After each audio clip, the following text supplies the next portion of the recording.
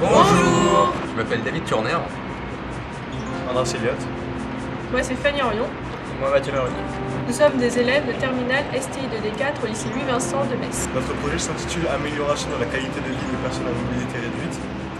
Et pour cela, on a décidé de se baser sur un fauteuil manuel qu'on essaiera d'adapter avec un système d'assistance électrique. On s'est rendu compte que les fauteuils électriques et les fauteuils manuels rencontrent beaucoup de problèmes. Les fauteuils électriques par exemple sont très lourds, ils sont chers, on ne peut pas les ranger partout.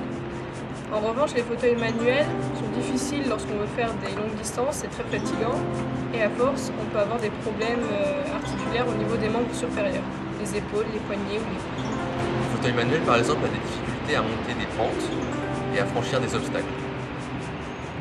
Nous avons donc été visiter le CERA et nous avons appris là-bas qu'ils faisaient donc des tests pour vérifier les fauteuils, s'ils étaient en bon état et s'ils résistaient à tous les chocs. Donc le CERA, je commence par quoi, est un établissement public, on est rattaché à l'Institution nationale des invalides.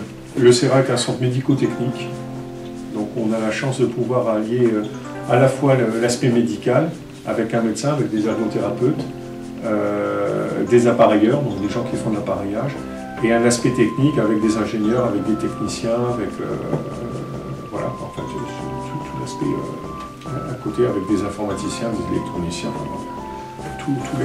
presque tous les corps de métier qui peuvent tourner autour. Le principe, c'est donc d'enlever les petits trous avant. C'est que du fauteuil manuel, on va tester de cette façon-là. On enlève les petits trous à l'avant, on le met en fixe sur le palonnier que vous avez devant. Le chariot permet d'entraîner le fauteuil à une vitesse de 8 km/h.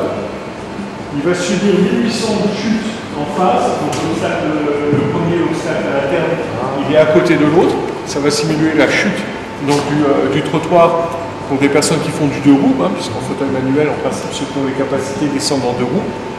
Une chute d'une hauteur d'obstacle de 15 cm, donc une bonne hauteur de trottoir.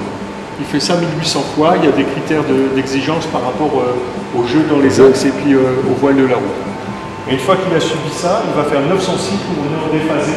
Donc on va inclure de la torsion au niveau du châssis pour voir ce que ça va donner. Et les critères, c'est encore une fois avec des critères bien sûr de résistance, de voile et de jeu dans les modes. Donc un fauteuil roulant électrique va pouvoir monter une pente de 6% avec une personne dessus, uniquement à l'aide des moteurs. Donc avec ça, on a pu déterminer la puissance nécessaire des moteurs. Donc, on a fait une comparaison des moteurs pour voir lequel qui était le mieux pour s'adapter au fauteuil roulant. Donc on a décidé d'intégrer les moteurs dans les roues, sur chaque roue, et sur chaque roue d'avoir une assistance électrique. Une fois qu'on avait le moteur, on a pu adapter les batteries en fonction du poids, de la taille, pour qu'on puisse toujours plier le fauteuil. Déterminer où la placer pour ramener le centre de gravité vers l'avant, pour éviter le basculement du fauteuil dans la montée d'une pente de 6%.